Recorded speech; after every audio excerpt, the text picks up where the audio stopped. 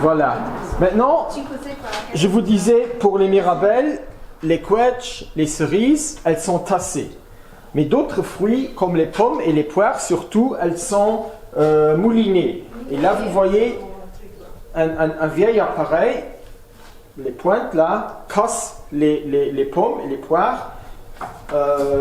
Et après, elles sont mises au fût, elles sont tassées un peu et la fermentation reprend spontanément.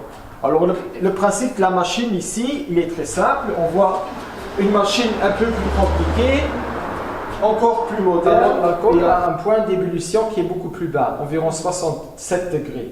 À 67 degrés, l'alcool commence à se vaporiser alors que l'eau c'est à 100 degrés. Donc ce qui fait qu'au début, quand ça bout, vous avez beaucoup d'alcool et peu d'eau. Après ça change.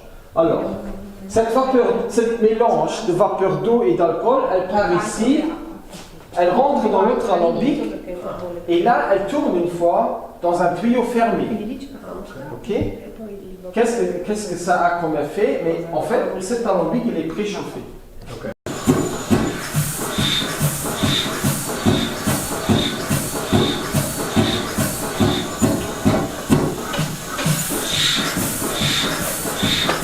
Voilà.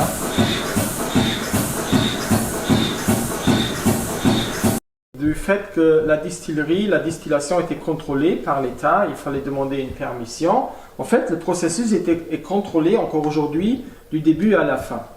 Aujourd'hui, c'est la douane qui fait les contrôles. Avant, c'était l'administration des contributions. Et par exemple, aujourd'hui, Joël, il collecte les mirabelles. Du moment qu'il veut les distiller, il doit demander une autorisation pour distiller. Et les agents des douanes viennent ici. Hein, et ils notent aussi le numéro des fûts avec lesquels ils travaillent, qui ont été remplis à l'eau de vie. Donc, ils contrôlent la quantité qui est distillée. Comme ça, ils peuvent calculer théoriquement aussi les litres d'alcool qui vont sortir. Et c'est là-dessus qu'on est taxé.